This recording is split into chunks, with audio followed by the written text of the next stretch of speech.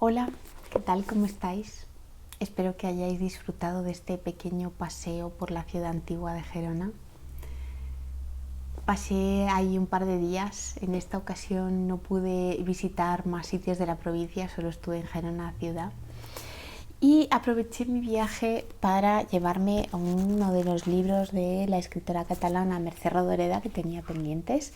Es La muerte y la primavera. La verdad es que no sé si es el mejor libro para empezar con la autora, porque es un libro que ella escribió a medias en los años 60 cuando estaba exiliada en Ginebra, y luego cuando a finales de los 70, después de la dictadura, regresa a España, que por cierto regresa a la provincia de Gerona, creo que a un pueblecillo de las montañas, decide, o bueno, no sé si decide o no, esto es lo que evidentemente no puedo saberlo, pero parece que no termina de revisar este libro, y de hecho es una novela que se publica de manera póstuma, y en partes sí que parece una novela que no está del todo rematada, ¿no?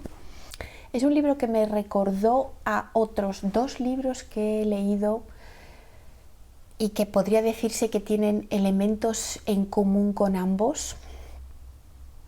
Pero antes de contaros eso, os cuento muy brevemente de qué va esta novela, que creo que la incluí en mi lista de títulos. La verdad es que este título me encanta, La muerte y la primavera. Un pequeño pueblo aislado en ubicación, pero también parece que aislado en el tiempo. Conocemos de sus costumbres y su organización a través del narrador, que cuando empieza el libro es un chico adolescente, tiene 14 años, y a lo largo del libro vamos, digamos, avanzando en la vida junto a él según va creciendo, se va haciendo adulto, se va convirtiendo en hombre. Esta gente que vive en este pueblo tiene unas normas y una manera de organizarse un tanto peculiares, y parece que por una parte son ellos mismos o el creador del pueblo, que aparece en algún momento nombrado, los que han puesto estas normas tan extrañas sobre sí mismos, pero a la vez mucha de la gente que vive actualmente en este pueblo con este chico que nos está contando su punto de vista no se extraña y no se cuestiona estas normas. Nuestro protagonista, sin embargo, está confuso porque hay cosas que no le terminan de convencer, pero tampoco sabe muy bien a quién acudir, a quién creer, y no sabe muy bien tampoco si realmente tiene una alternativa, porque ya digo que es un pueblo muy pequeño y muy aislado, o al menos los que viven allí creen que este pueblo está muy aislado. Hay un río que es muy importante en la creación y en la forma de vida del pueblo, y en ese sentido el agua forma una parte juega un papel muy importante y muy curioso dentro de la historia y dentro de en particular la vida del protagonista y del narrador. El texto es muy fragmentario, a veces es confuso, y realmente hace falta avanzar y leerlo todo para hacerse como una pequeña idea de lo que está pasando ahí y de qué va esta historia. Por supuesto, rozando la fábula en todo momento. Hay elementos mágicos, podría decirse, ¿no? O elementos no realistas dentro de esta historia. Y la verdad es que es una historia que me ha dejado un poco confusa. No sé si en parte, o quiero creer que en parte también esta era la intención de la autora, porque el protagonista, que nosotros solamente conocemos su punto de vista, también está muy confuso, y también un poco nos traslada esa angustia y ese malestar que él tiene con esta vida y con estas normas y con estas cosas que parece que nadie quiere cambiar, que ni siquiera nadie se cuestiona como que es posible hacer de otra manera, ¿no? En general, creo que la temática predominante en este caso es sobre la vida y la muerte. Creo que el protagonista en particular reflexiona mucho sobre qué significa una vida que merece ser vivida, y creo que piensa mucho en cuál es el momento de la muerte y cuál es como una manera digna de morir, por así decirlo. Y este tema aparece en varios de los personajes y de las acciones que vemos.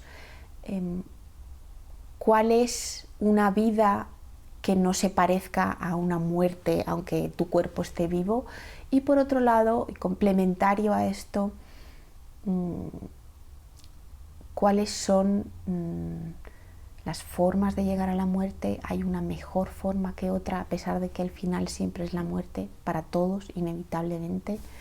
Como conocemos a nuestro protagonista desde que es muy joven hasta el final de su vida, al principio se nota esta energía de la juventud, esta ilusión, estas ganas de entender las cosas, de disfrutar de la vida, incluso de cambiar cosas para mejor, y cómo poco a poco todas estas normas y todas estas personas que forman la pequeña sociedad del pueblo, ¿no?, le van como arrastrando a una cierta, vamos a decirlo, rutina, a una cierta desidia, van como chupándole la energía, y bueno, pues al final acaba alineado, al final acaba triste y destruido. Y en ese sentido decía al principio que hay dos libros en los que he pensado mucho mientras leía La muerte y la primavera. Dos libros que además he pensado en ellos por motivos complementarios. Por una parte, me ha recordado en ciertos aspectos a Un lugar llamado Antaño, de Olga Tokarczuk, en el sentido de un pueblo, una mini sociedad de alguna manera aislada y con sus propias normas. Todos estos elementos folclóricos y estos elementos como mágicos y estos personajes y situaciones que no terminan de ser del todo reales también están en este libro. También hay, aunque en el de Olga Tokarczuk hay muchos más personajes, pero la longitud de los libros es bastante parecida, y en este sentido de tratarnos sobre la vida de un grupo de personas que de alguna manera están condenadas a vivir juntas en determinadas circunstancias. Por supuesto, no estoy diciendo que estos libros sean iguales, simplemente que algunos elementos me recordaron a Un lugar llamado Antaño. Y el otro elemento que decía que a mí me pareció que el elemento del agua y la relación del protagonista con el agua eran muy intensas, me recordó mucho a La promesa de Silvina Ocampo, que además también es una novela que se publica póstumamente, que ella no termina en vida. No creo ni que parece que no se sabe si siquiera era una cosa, ¿no?, que ella quisiese presentar al mundo. Me da la sensación que un poco como esta novela de Mercè Rodoreda. Y esta novela, que la leí hace menos, también tenemos a una narradora que nos habla de la vida y de la muerte, o reflexiona sobre la vida y la muerte, y el elemento del agua, en este caso es un océano, es también muy importante en esta reflexión sobre lo que es la vida, una vida merecedora, no de ser llamada vida, y sobre las circunstancias o los acontecimientos de la muerte. es un tema que parece que me resulta difícil de explicar. Pero bueno,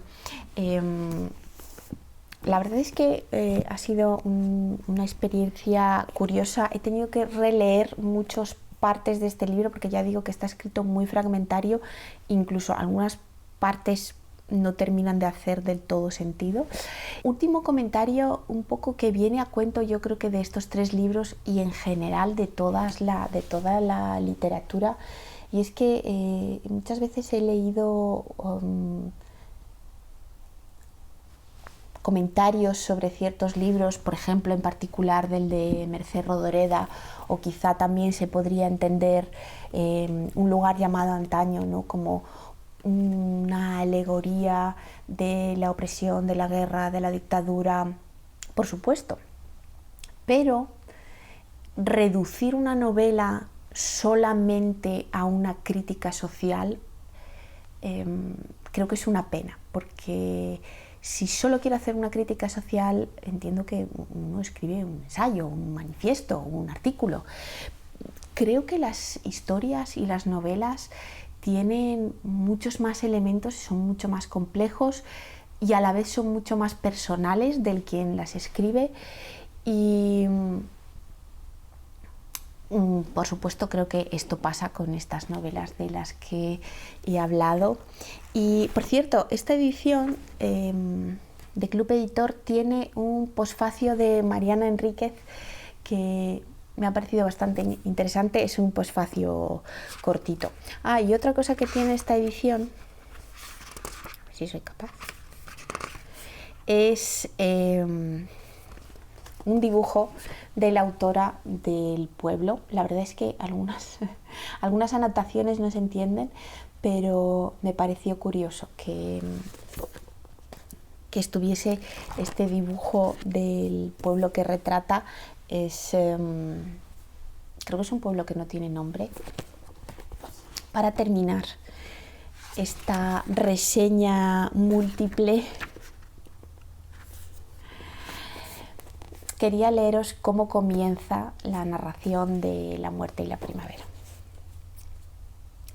Entonces me quité la ropa y la dejé al pie de un álmez junto a la piedra del loco, y antes de meterme en el agua miré muy bien el color que el cielo dejaba en ella, y dentro toda la luz del sol era ya distinta, porque había empezado la primavera, que volvía a nacer después de haber vivido debajo de la tierra y dentro de las ramas. Me metí en el agua muy despacio y sin atreverme a respirar, porque siempre, cuando me metía en el mundo del agua, me daba miedo que el aire, al vaciarse del estorbo que era yo, se enfureciese y, transformado en viento, soplara tan fuerte como soplaba en invierno, que casi se llevaba por delante las casas, los árboles y la gente. Había buscado la parte más ancha del río, la que estaba más lejos del pueblo y a la que casi nunca iba nadie porque no quería que me viesen. El agua pasaba, segura de sí misma, de aquel peso que le llegaba de las montañas, de la nieve y de los manantiales que huían de la oscuridad a través de un agujero en la roca. Bueno, este párrafo del agua sigue. Bueno, contadme si habéis leído, a Mercè Rodoreda por supuesto, si habéis leído alguna de las otras obras, la de Olga Tokarczuk y la de Silvina Ocampo, y si tenéis alguna otra recomendación relacionada con esta temática. Me despido ya, espero que estéis bien, espero que estéis leyendo cosas interesantes y muchas gracias por acompañarme, como siempre. Nos vemos en el próximo. Adiós.